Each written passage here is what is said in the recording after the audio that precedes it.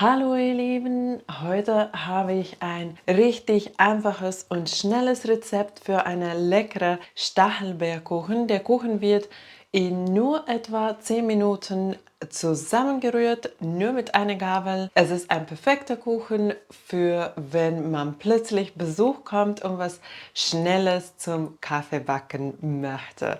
Lasst uns mit dem Rezept anfangen. Für den Kuchen brauchst du geschmolzene und abgekühlte Butter, Joghurt oder saure Sahne, Zucker, Mehl, Backpulver, Backnatron und eine kleine Prise Salz, gemahlene Mandeln, Vanillepaste oder Vanillezucker, 2 Eier und Stachelbeeren. Ich habe diesmal diese schöne Stachelbeeren aus unserem Garten bekommen und dachte, dass ich direkt einen leckeren Kuchen mit den Beeren backen möchte. Als erstes gebe ich die Eier in eine große Schüssel und wir können auch direkt Zucker dazu geben und die saure Sahne, 1 bis 2 Esslöffel Vanillepaste und Butter. Und dann mit der Gabel kurz vermischen, nur so, dass das Ganze gut vermischt ist. Und dann gebe ich noch die trockenen Zutaten dazu. Ich gebe erst ungefähr Hälfte vom Mehl dazu, durch ein Sieb und kurz mit der Gabel vermischen. So nur ganz kurz, es muss nicht komplett vermischt sein. Und dann den Rest vom Mehl dazugeben und nochmal kurz vermischen. So, hier muss es auch nicht komplett vermischt sein. Dann gebe ich noch die gemahlenen Mandeln dazu und dann das Ganze gut vermischen, bis alles schön gleichmäßig vermischt ist. Diesen Teig kannst du auch ruhig ganz kräftig mixen. Es passiert nichts und so kannst du dann sicher sein, dass der Teig schön gleichmäßig vermischt ist. Und so sieht dann der fertige Teig aus.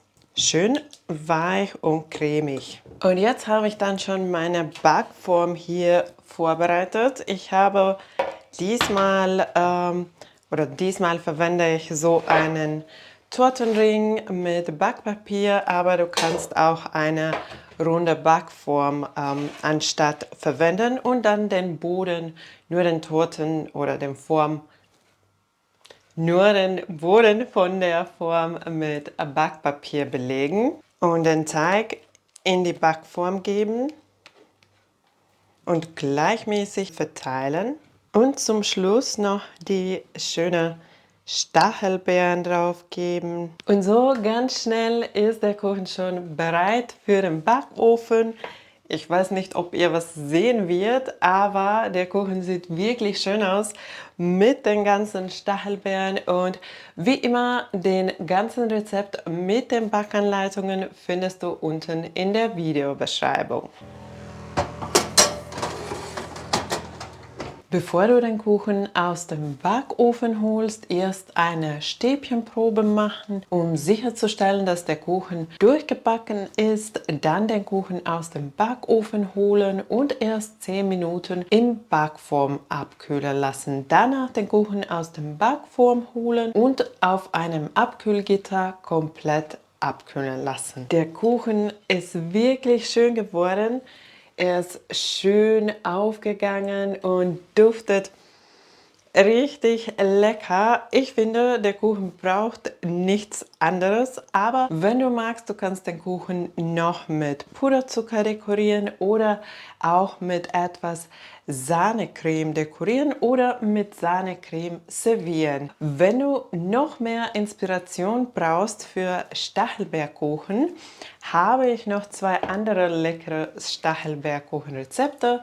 Einmal eine ganz einfache Stachelbeerkuchen vom Blech, den werde ich für dich hier verlinken. Und der zweite Rezept ist mein absoluter Favorit. Es ist ein Stachelbeer-Käsekuchen und den Rezept werde ich für dich auch hier verlinken. Ich hoffe, dass dir mein ganz einfaches Stachelbeerkuchenrezept gefallen hat und wenn ja, vergiss nicht den Daumen nach oben zu geben.